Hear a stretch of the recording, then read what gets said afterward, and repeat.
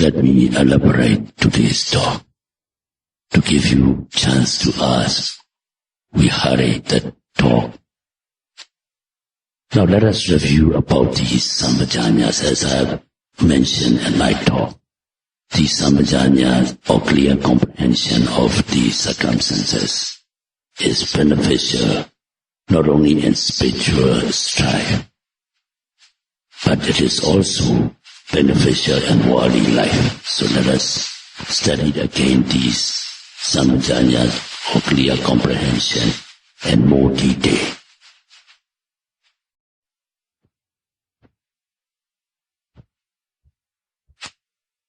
I have often advised in these talks, we Buddhists should have two perspectives in life. One is, since we live in the world or in the society, of course, one perspective is we must keep worldly perspective. But since we are striving for spiritual development or spiritual progress, to gain deliverance from all suffering, another perspective we must keep alive or vigilant is spiritual perspective. So a true Buddhist should have two perspectives in life. One is worldly perspective and another is spiritual perspective.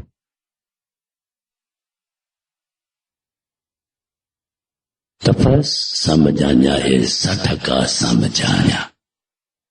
Just now I have already explained the meaning, what is meant by Saddhaka. Saddhaka means beneficial. When we act in three ways. With the mind we think, with the mouth we speak, with the body we act. Mental action, manokama, verbal action, vachikama, and bodily action, kaya kama. Whenever we are about to act in these three ways, mental thoughts, verbal speech, or bodily action, Buddha said, you consider whether your action is going to be beneficial to you or whether it will be beneficial to other parties. First you consider whether the action is beneficial or not. So that is what is meant by Saddhaka sampajanya. You must make effort to clearly understand whether your action, thought, speech, and bodily act is going to be beneficial for you or beneficial for other people.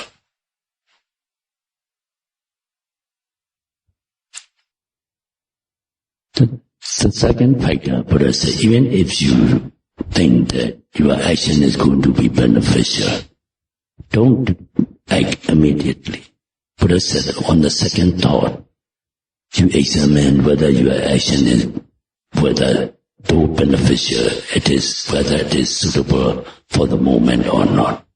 It's the second consideration about suitability of your action. And that is the second sampajanya, clearly comprehending of suitability is Sappaya sampajanya in Pali. These two sampajanyas should be considered together. Now, for example, in worldly aspect, when a child misbehaves, it is beneficial for the parents to admonish the child or your children. Though it is beneficial, you'll have to think as a second thought. If you go and admonish in front of strangers or to children's friends, the child may get hurt and it may even hate the parent for doing that. So the time is not suitable as yet. Let the guests or the strangers or the children's friends went back, and when in private only you admonish properly.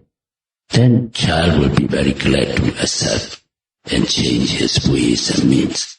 But if you go in school in front of their friends or strangers, they get hurt. And there's no proper way of admonishing children. Some even use violent means and harsh language in schooling the children. And some imposing fear. And that make childhood impression. When they grow up, they become nervous and all kinds of mental disorders set in. So that is how we have to consider. To admonishing a child or children, one's children is beneficial. You must use a suitable time, place, and method. So these two should be considered in worldly life. That is why Buddha said, even if you consider that way, it is beneficial in worldly life even. Then these two samajanyas from spiritual aspect or religious aspect. While a person is in an intensive meditation retreat, like you all are doing here, intensive vipassana bhavana or inside meditation retreat, that is the best and the loftiest practice of all the wholesome actions you are doing. And during this time, if you think of doing dana or generosity, it will be a distraction. Though giving dana or generosity is beneficial, it is not suitable at this period because you committed yourself to strive for the deliverance from all samsaric suffering and practicing an intensive meditation retreat. And if you think of doing dana, you have to plan, you have to go out and buy things and do many distractions.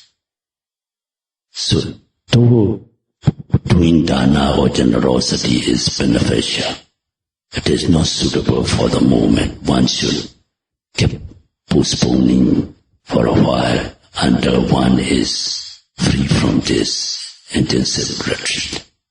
So that is how one can adjust, or one should consider one's actions.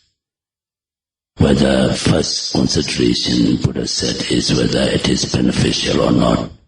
Even if it is beneficial, Buddha said, make a second thought, whether it will be suitable for the moment or not. Though beneficial, if it is not suitable, you should keep pending for that act. As you all know, out of all our good, meritorious, skillful, profitable deeds of dana or generosity, sila or morality, bhavana or meditation, even in bhavana or meditation, samatha bhavana, concentration meditation, and vipassana bhavana, insight meditation. Insight meditation is the loftiest and the most important practice we are doing, and other activities should be kept at bay by considering these two samajanyas. Then the third samajanya is Gochara samajanya. Pali word Gochara in English is maybe translated as domain.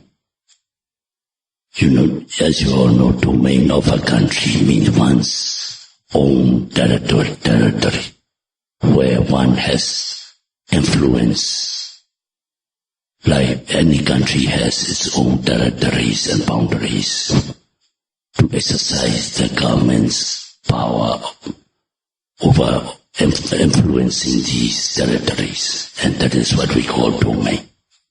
In other words, the place or the circumstances where you have a strong foothold, where you can firmly stand and fight or face any adversity, any hostility, any danger or any harm. If you have a stronghold, any place, that is what we call your domain, your place of security and stability. That is what we call domain. So Gochara samajanya means one should, if possible, stick to one's domain so that one can be free from hostilities, violence, afflictions, tormentations, and all kinds of dangers. One can resist and one can avoid if one is in one's stronghold or foothold. So that is the concentration we have to make regarding Gochara. And that too is very important from two aspects, both worldly aspect as well as spiritual or religious aspect.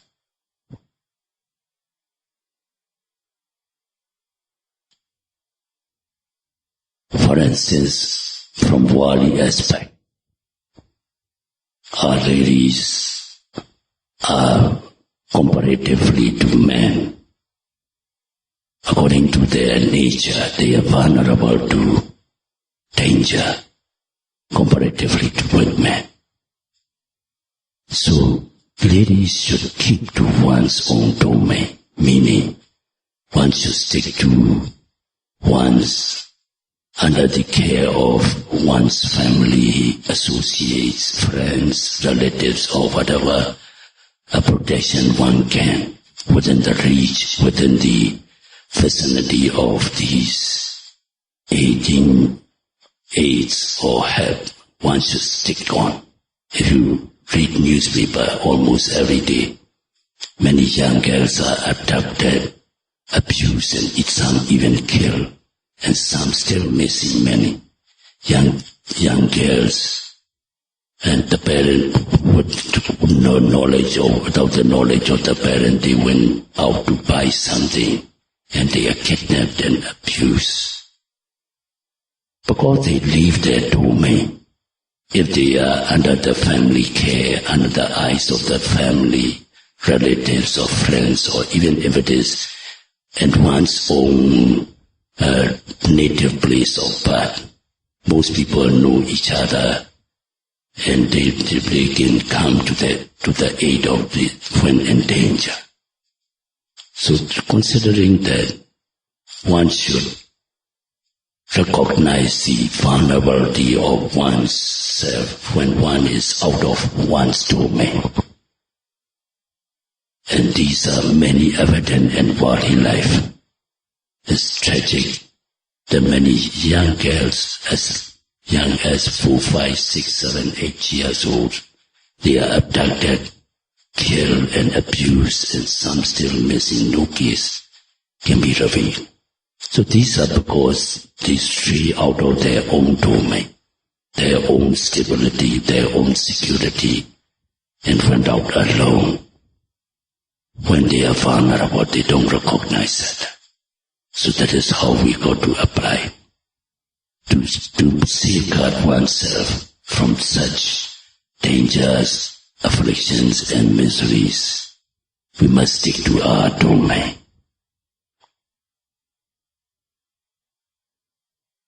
To have a better or clear understanding, commentary gives the story of a quail. Quail is a very small bird. Being small, they are vulnerable to predator birds, bigger, powerful birds like kites, eagles. They prey on these small birds. So these small birds, usually they lurk under the chunk of a dry chunk of mud and the fields.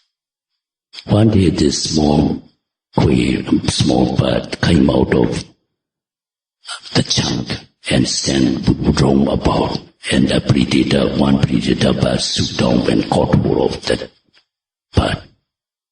And when he was carried away, he lamented, "Oh, since I left my domain, my place of security, this predator bird has caught hold of me. Now he's going to eat me up. I'm foolish.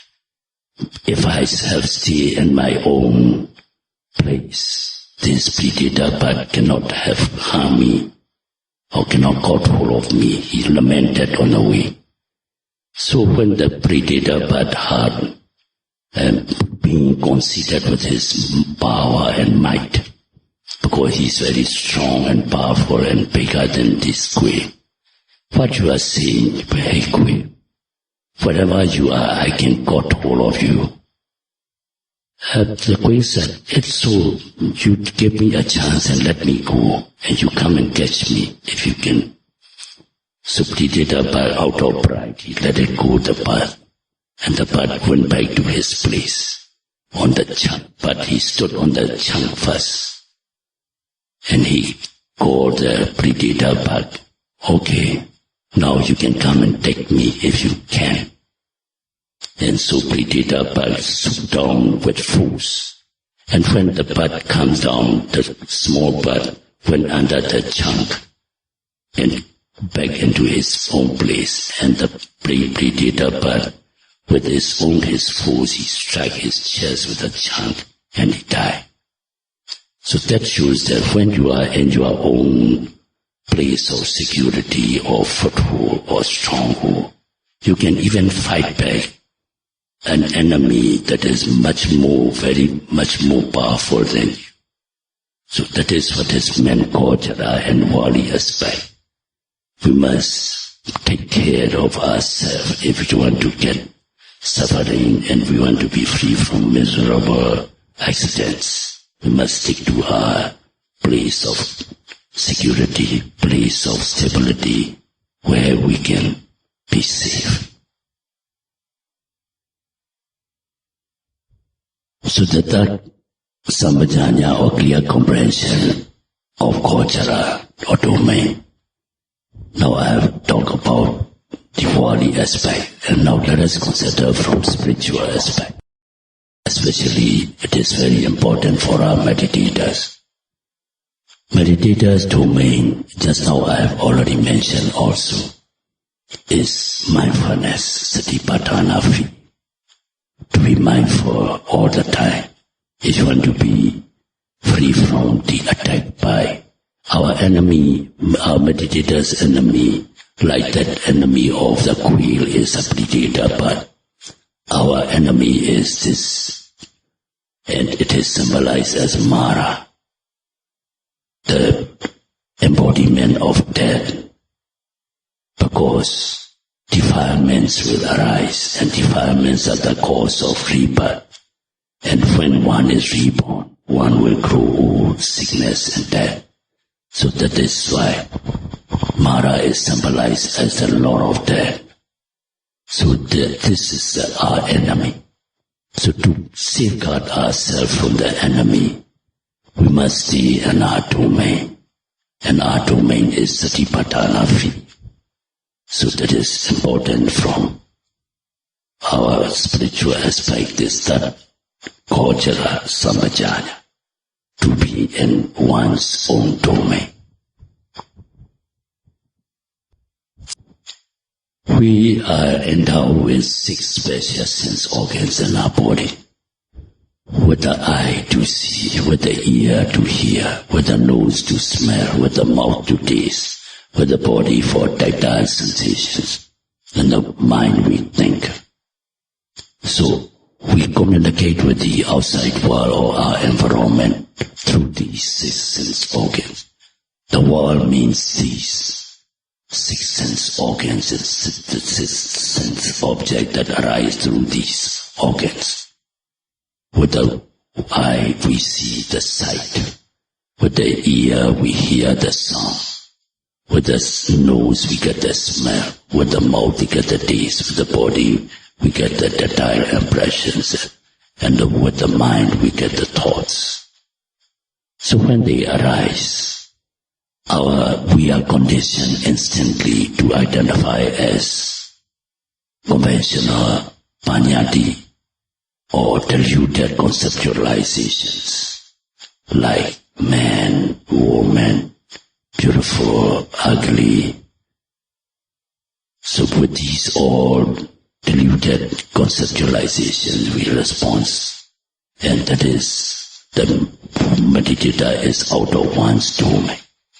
If one can identify these objects as a pramata dhamma, you might have read in the books they express as you see things as they really are. Means the meditator must observe these objects with ultimate reality or Paramattha Dhamma. So if you can observe or verify these objects with Paramattha Dhamma, then you are in your own domain, and these enemy, kilesa or defilements cannot assail you or attack you.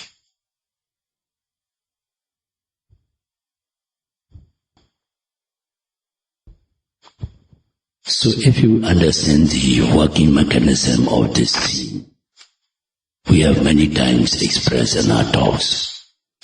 Prasad Chakhum ja Patai ja Rupi ja Upajati Chakhu Vinyanan Dainan Segati Paso Pasa Pachya Virana Virana Pachya Dana Dana Pachya Upadana, and the chain goes on like that. When we see with our eye, eye sensitivity, Chakhu Pasada, not this eyeball. Eyeball is just a means of the seeing. The sensitive part at the back of the eye we call Chakhu Pasada, eye sensitivity. Then there must be object. Then there must be aloka, light. Then manasikara. One must give focus, attention. Then Chakhu Vinyana, seeing consciousness arise. There's no I involved, no person involved. There's no question of good or bad. Just seeing consciousness arise on condition. It is a condition phenomena.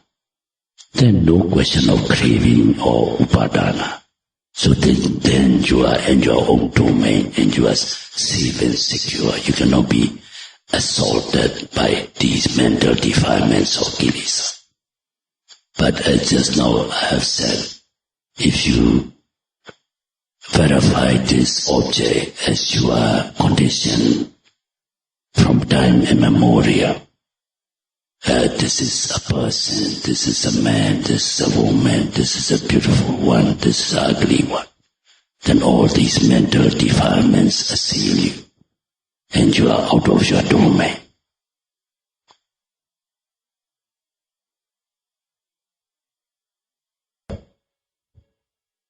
Similarly, for objects that arise through other sense organs of ear, when you hear something, noting, hearing, smelling, tasting, touching, and thinking.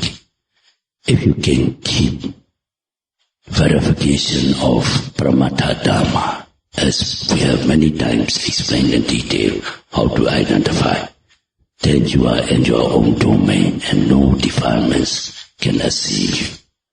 But if you still linger in conventional verifications, then that is moha. If you can identify Paramattha Dhamma and you stay in Paramattha field, that is asamoha, the full sampajanya. So that is how you have to apply these sampajanya or clear comprehension in your worldly life as well as in spiritual strife, so that you'll be free from all suffering and be happy.